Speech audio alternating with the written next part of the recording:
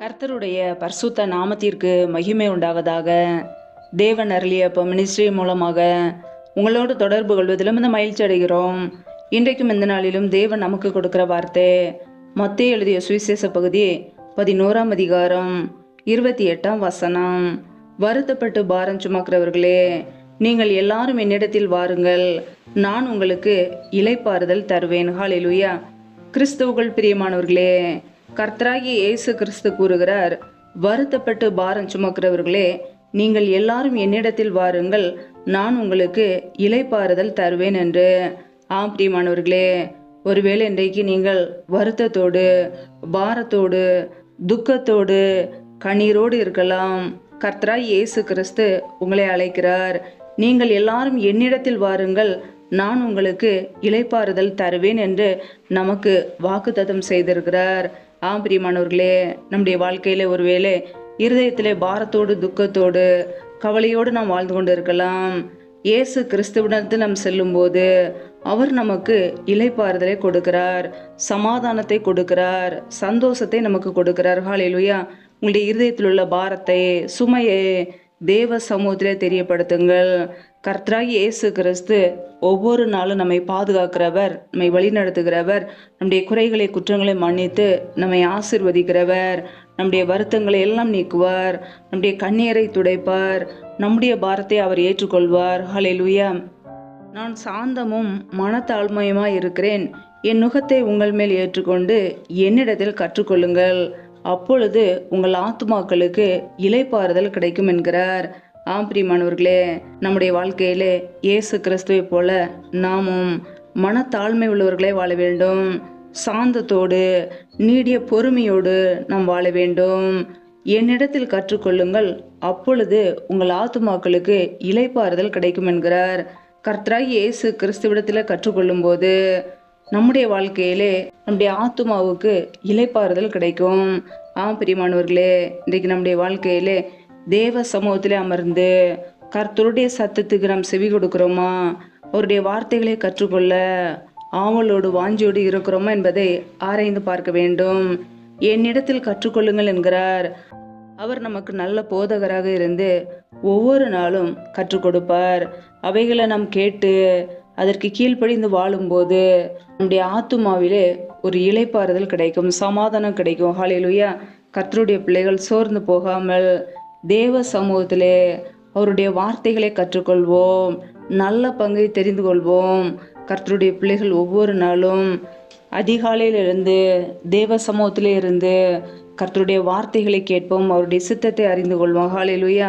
நம்முடைய இருதயத்தில் உள்ள பாரங்களை, சுமைகளை தேவ சமூகத்திலே தெரியப்படுத்திவிட்டு ஒவ்வொரு நாளும் கர்த்தரை மகிமைப்படுத்துவோம். நம்முடைய வாழ்க்கையில ஒருவேளை வருத்தத்தோடு, துக்கத்தோடு, கண்ணீரோடு வாழ்ந்து கொண்டிருக்கலாம். கர்த்தர் எல்லாவற்றையும் மாற்றுவார். வேதம் சொல்லுகிறது, கர்த்தர் மேல் உன் பாரத்தை வைத்து விடு, அவர் உன்னை ஆதரிப்பார், நீதிமானை ஒருபோதும் தள்ளாட விட்டார் என்று கர்த்தருடைய வார்த்தை மிகவும் தெளிவாக கூறுகிறது. ஆம் பிரியமானவர்களே, நம் கர்த்தராகிய இயேசு கிறிஸ்து மீது நம்முடைய பாரத்தை, சுமையை வைத்து விட வேண்டும்.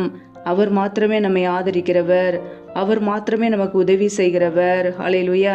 நம்முடைய வாழ்க்கையிலே மனிதர்களை நம்புவோம் என்றால் ஏமாற்றப்பட்டு போவோம். மனிதர்கள் நமக்கு உதவி செய்வார்கள், அவர்கள் நமக்கு உதவி செய்வார்கள் என்று நம்பினோம் என்றால் ஏமாற்றப்பட்டு போவோம். நம்முடைய வாழ்க்கையிலே மனுஷருடைய கண்களிலே கர்த்தர் மாத்திரமே நமக்கு தயவை கொடுக்கிறவர், அவர் மாத்திரமே நமக்கு உதவி செய்கிறவர், நீதிமானை ஒருபோதும் தள்ளாட விட்டார். நம் இயேசு கிறிஸ்துவை ஏற்றுக்கொண்டு அவருடைய இரத்தத்தினால் கழுவப்பட்டு அவருடைய சொந்த பிள்ளைகளாய் நீதிமானாய் வாழும்போது ஒருபோது நம்மை அவர் தள்ளாட விட மாட்டார், நம்மை கைவிட மாட்டார், நம்மோடு கூட இருந்து நம்மை வழி நடத்துவார். ஹல்லேலூயா. ஒருவேளை இன்றைக்கு நீங்கள் பாரத்தோடு, வருத்தத்தோடு, கவலையோடு, குடும்ப பிரச்சனையோடு, கண்ணீரோடு நீங்கள் வாழ்ந்து கொண்டு இருக்கலாம். தேவ சமூகத்திலே அமர்ந்து கர்த்தருக்கு நீங்கள் தெரியப்படுத்துங்கள், அவர் உங்களை ஆசீர்வதிப்பார். உங்களுடைய வாழ்க்கையில் உள்ள எல்லா பிரச்சனைகளையும் கர்த்தர் நீக்கி போடுவார். ஹல்லேலூயா. அவர் உங்களுடைய பாரத்தை ஏற்றுக்கொள்வார். உங்களுடைய வாழ்க்கையில் உள்ள எல்லா தரித்திர நிலைமைகளும், வறுமைகளும் நீங்கி போகும். உங்களுடைய குறைகளை மன்னித்து கர்த்தர் நம்மை ஆசீர்வதிக்கிறவராய் இருக்கிறார். ஹல்லேலூயா. கர்த்தர் தாமே உங்களை ஆசீர்வதிப்பாராக. ஆமேன். நம்மை நாமே தேவ சமூகத்திலே தாழ்த்தி அர்ப்பணித்து ஜெபிப்போம். ஜெபம். எங்களை அதிகமாய் நேசிக்கிற எங்கள் அன்பின் பரலோக தகப்பனே, மெய் துதிக்கிறோம், ஸ்தோத்திரிக்கிறோம் அப்பா. இந்த இரவு வேலைக்காக மெய் துதிக்கிறோம், ஸ்தோத்திரிக்கிறோம்.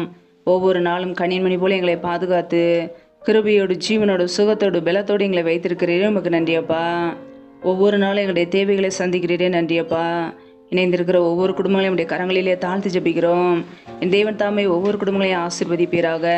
பிள்ளைகள் செய்த தவறுகள், குறைகள், குற்றங்கள் எல்லாவற்றையும் மன்னித்து ஆசீர்வதிங்க. பிள்ளைகள் என்னென்ன தேவைகளுக்காக தெய்வ சமூகத்திலே காத்திருந்து ஜெபிக்கிறார்களோ எல்லாவற்றையும் வாய்க்க பண்ணுங்கப்பா. நம்முடைய கரங்களிலே தாழ்த்துக்கிறோம். எந்தெந்த குடும்பங்களிலெல்லாம் கடன் பிரச்சனையிலே உபத்திரவத்திலே கண்ணீரோடு வாழ்கிறார்களோ கர்த்தர் அந்த குடும்பங்களை ஆசீர்வதிங்க. பிள்ளைகள் வாழ்க்கையில் உள்ள கடன் பிரச்சனையை நீக்கி போடுங்கப்பா. கையிலின் பிரயாசங்களை ஆசீர்வதிங்க. பிள்ளைகளை கடன் கொடுக்கிறவர்களை மாற்றுங்க. யாரெல்லாம் பலவீனத்தோடு சோர்வோடு வியாதியோடு கஷ்டப்படுகிறார்களோ கர்த்தர் அவர்களை சுகமாக்குவீராக. அப்படியே சுகமாக்கும் கரம் பிள்ளைகளை தொட்டு இப்பொழுதே சுகமாக்கட்டும், விடுதலையாக்கட்டும். பலவீனத்திலே உடைய பலன் பரிபூரணமாய் விளங்கட்டும். ஒவ்வொரு குடும்பத்திலும் அப்பத்தையும் தண்ணீரையும் ஆசீர்வதிங்கப்பா. அப்படியே கரங்களிலே தாழ்த்துக்கிறோம். எந்தெந்த குடும்பங்களிலெல்லாம் திக்கற்றவர்களாய் தனிமையோடு வாழ்கிறார்களோ, கணவரால் கைவிடப்பட்ட ஒரு நிலைமையிலே குடும்பத்தை நடத்த முடியாதபடிக்கு கஷ்டப்படுகிறார்களோ கர்த்தர் அவர்களுடைய தேவைகளை சந்திங்க. பண தேவைகளை சந்திங்க, பொருளாதார தேவைகளை சந்திங்கப்பா. ஆசீர்வதிங்க. எந்தெந்த குடும்பங்களிலெல்லாம் வேலை இல்லாமல் கஷ்டப்படுகிறார்களோ என் தேவன் அவர்களுக்கு நல்ல வேலையை ஏற்படுத்தி கொடுங்கப்பா. யாரெல்லாம் கர்ப்பத்தின் கனிக்காக ஜெபிக்கிறார்களோ கர்த்தர் அந்த குடும்பங்களை ஆசீர்வதிங்க. கர்ப்பத்தின் கனி தடைகளெல்லாம் நீக்கி போடுவீராக. இப்படியே கரங்களிலே தாழ்த்தி அர்ப்பணித்து ஜெபிக்கிறோம் அப்பா. ஒவ்வொரு குடும்பத்தையும் ஆசீர்வதிங்க. ஜீவனுள்ள நாட்களெல்லாம் நன்மையும் கிருபையும் தொடரும் என்ற வசனத்தின்படியே ஒவ்வொரு குடும்பத்தையும் இப்படி நன்மையும் கிருபையும் தொடர்வதாக ஆசீர்வதிங்க. இந்த இரவு நேரத்தில் இன்பமான தூக்கத்தை கொடுங்கப்பா. சொப்பன தரிசனங்களோடு எங்களோடு கூட பேசுங்க. வரப்போகிற காரியங்களை வெளிப்படுத்துங்க. அதிகாலையில் எழுந்து உடைய சமூகத்திலே காத்திருக்க உம்மை துதிக்க உடைய நாமத்தை உயர்த்த எங்களே அர்ப்பணிக்கிறோம். சத்துரு கொண்டு வருகிற போராட்டங்கள், பிரச்சனைகள், மரண பயங்கள், இருளின் அதிகாரங்கள், ஆபத்துகள், நாச மோசங்கள், தீமைகள், விக்னங்கள் எல்லாவற்றிற்கும் விலக்கி ஒவ்வொரு குடும்பத்தையும் பாதுகாத்து கொள்ளுங்க. உடைய இரத்த கோட்டைகளை மூடி மறைத்து கொள்ளுங்கப்பா. ஆசீர்வதிங்க. உடைய கரங்களிலே தாழ்த்தி ஜெபிக்கிறோம். எல்லாம் துதி கன மகிமை எல்லாமும் ஒருவருக்கே செலுத்துகிறோம். இயேசு கிறிஸ்தின் மூலம் ஜெபிக்கிறோம் ஜீவன் உள்ள நல்ல பிதாவே, ஆமேன். கர்த்தர் தாமே உங்களையும் உங்கள் குடும்பங்களையும் ஆசீர்வதிப்பாராக. ஆமேன்.